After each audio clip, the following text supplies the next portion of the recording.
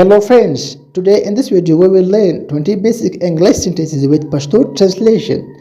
ګرانو ملګرو په نننۍ ویډیو کې به موږ شل بنیادي اساسي انګلیسي جملې د پښتو ژباړې سره زده کړو او دا به پکښې زده کړو چې یو له بل سره خبرې اترې څنګه وکړو او په څه ډول به یو له بل سره وپېژنو. ځکه که تاسو یا په ویډیو کال، وایس کال یا هم واتساپ یا نورو انټرنیټي برنامو کې یو ملګری پیدا کړئ خو ستا او د هغه ژبې سره جدا جدا وي خو لیکن د هغه انګلیسي ژبه زده وي، نو ته څنګه کولی شې چې هغه ملګري ته ځان ورمعرفي او وروپېژنې او یا هغه تا ته ځان در وپېژنې په انګلیسي ژبې باندې. نو دا هر څه به انشاءالله په همدغه ویډیو کې زده کوو. نو راشئ چې شروع کوو. ګورئ، اول څه چې تاسو او هغه ملګري سره مخامخ کېږئ بالمشاهده یعنې مخامخ یا په ویډیو کال یا وایس کال سره، نو هغه اول لغت یا جمله چې تاسو یې وایست هغه دا ده، که ته ورته وایې او که دې درته وایي. دا رقم ده هیلو HELLO سلام. اوس بعضې خلک د سلام ادا کولو لپاره لغت د هیلو وایي او بعضې بیا لغت د های HI وایي.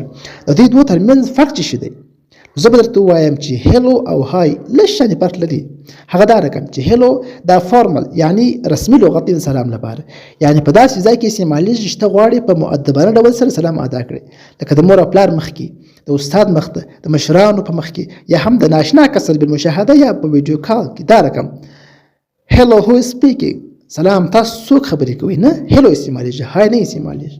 او پاتې شو لغت د های، دا به انفورمل یعنی غیر رسمي او ساده لغت دی، د ملګرو سره د دوستانو سره یې استعمالولی شي. دا رقم های احمد، های فرینډز، داسې ځایو کې استعمالیږي. دغسې نور. خو دوهمه جمله چې تاسو او یا هغه اشنا کس یې تا ته وایي دا رقم وي How are you? How are you? ته څنګه یې؟ ابتلا خو اسلام درته وکړي، اوس بیا روباټ در سره کې وایي ته څنګه یې؟ دا خو سوال شو. نو ستا جواب به د دغه سوال په مقابل کې څه وي؟ نو ته به ورته وایې چې I am fine and you، زه ښه یم. and you معنا تاسو څنګه یاست. fine معنا ښه.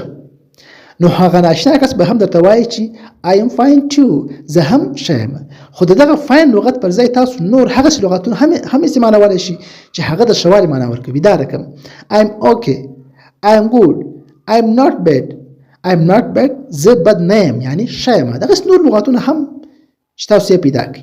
دا خو روغبړ شو. اوس نو پوښتنې شروع کېږي چې تاسو او یا ستا مقابل کس چې تاسو ته وایي چې what is your name، what is your name، ستا نوم څه دی؟ نیم ویل کېږي نوم ته NAME، یعنی دی اوس غواړي چې تا وپېژني، ستا نوم وپېژني، ستا وطن یا هیواد وپېژني او یا هم ستا ملت یا دین وپېژني چې ته څوک یې، ځکه خو د هغه شیان دي چې یو کس له هغه بل کس سره اشنا کوي. خیر، دا خو پوښتنه وه.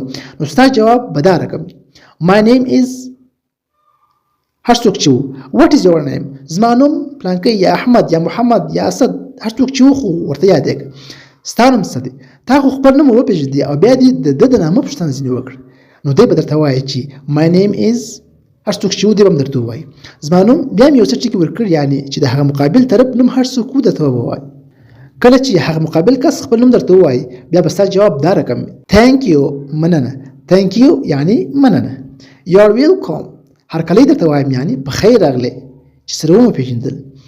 نو به د هغه مقابل طرف څخه هم دغه دوی جملې تاسو ته وویل شي او بیا به درته ووایي چې Nice to meet you، یعنی ستاسو سره په لیدلو یا هم پېژندلو سره خوښ شوم چې ستاسو سره مې وپېژندل. نو تاسو به هم ورته ووایاست چې Nice to meet you too، زه هم ستاسو سره په پېژندلو خوښ شوم. د دې جملې چې Nice to meet you too په اخره کښې چې مو دغه د to لغت ورزیات کړ، دغه لغت که د جملې په اخره کې راشي لکه اوس چې راغلی دی په معنا سره د هم راځي، یعنی زه هم خوښ شوم ستاسو سره په پېژندلو. او که د جملې په منځ کې راشي بیا په معنا سره د ډېر استعمالیږي یعنی زیات.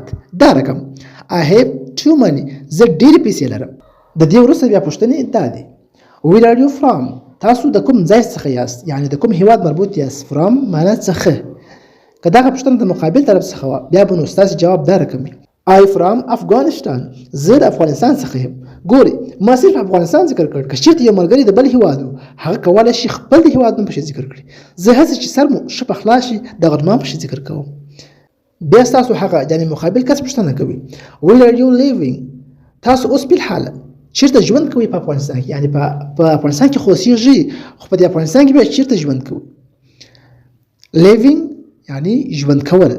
ستاسو جواب I am living in Kabul city، زه په کابل ښار کې اوسېږم. اوس خو ما په دې جملې کې لغت د کابل ذکر کړی ځکه زه خپله په کابل کې اوسېږم. نو که چیرې یو ملګری په افغانستان کې بل ځای اوسېدی لکه کندهار یا هرات یا همدغسې نور ځایونه خوست لغمان کولی شي خپل د ولایت نوم په شکل ذکر کړي. What about you؟ تاسو په خپل اړه باندې څه وایاست؟ یعنی تا خپل جواب ورکړئ. اوس ته دته وایه چې ته په خپل اړه باندې څه وایې، یعنی ته د کوم ځای څخه یې. What about you؟ د دې معنی تاسو په خپل اړه باندې څه وایاست. نو ستاسو مقابل طرف به وایي چې I from America، زه د امریکا څخه یم، یعنی چې دی د هر ځای څخه و هغه نوم به درته یاد کړي. خو ما په دې جملې کې صرف لغت د امریکا یعنی چې د ملګرو سره به خلاص، نور هر لغت چې هغه ستا د مقابل کس د هر ځای څخه و د هغه هېواد درته یادوي. بیا تاسو ورته وایاست چې where do you live؟ په امریکا کې تاسو چیرته ژوند کوئ، یعنی په امریکا کې خو اوسېږئ خو په دې امریکا کې بیا تاسو د کوم ځای څخه یاست. نو دی به درته وایي چې I live in New York. په امریکا کې بیا زه د نیویارک په ښار کې اوسېږم، یعنی چې دی هر چیرې اوسېدی نو د هغه ځای نوم به درته یاد کړي. How old are you؟ یعنی ستاسو عمر څو دی، د څو کلونه یاست فی الحال.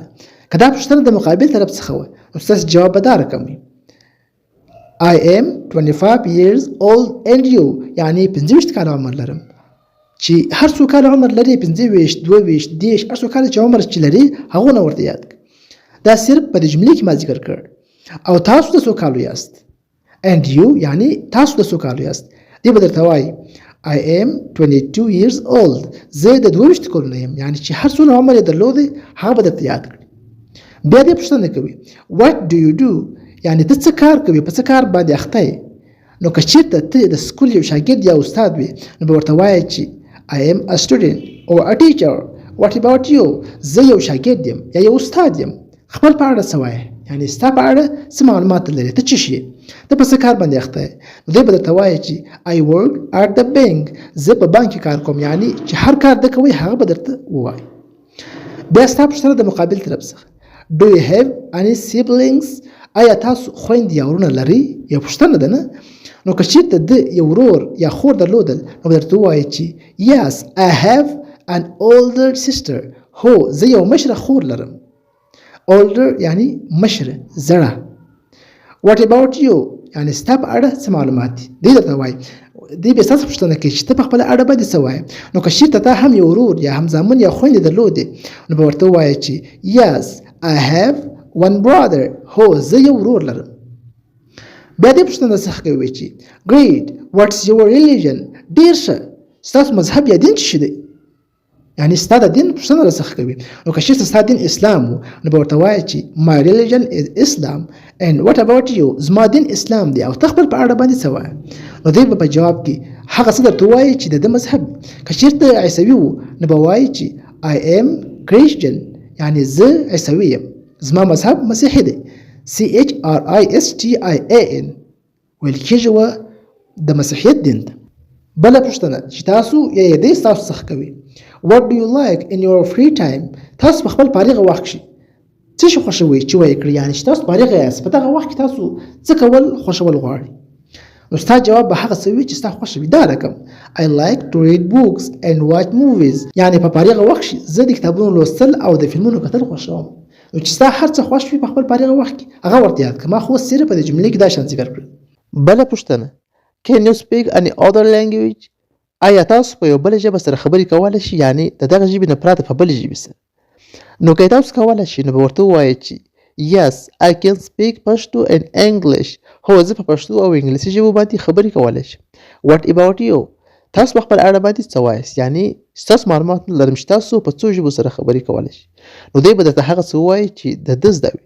دا رقم Yes I can speak French and a little bit Pashto، هو زه په فرانسوي او لږ څه په پښتو ژبو باندې خبرې کولی شم. یا دغسې نورې ژبې چې د ده زده وي درته یادې به کړي. بله پوښتنه چې ته یې له ده څخه کوې What's your dream job؟ یعنی ستا هغه وظیفه او هدف څه دی چې ته شپې ورته سبا کوې. نو دی به درته وایي هغه څه چې دی غواړي هغه د ځانه څخه جوړ کړي. دا رقم I want to be a doctor. What about you؟ زه غواړم چې یو ډاکټر شم آینده کې. ته په خپل اړه باندې څه راته وایه، ستا څخه پوښتنه کوي. نو ته به هم ورته هغه څه وایه چې ستا زړه غواړي هغه شی د ځانه څخه جوړ کړي. دا رقم I want to be a teacher، زه غواړم چې یو استاد جوړ شم په آینده کې. یا دغسې نور څه چې ستا زړه غواړي.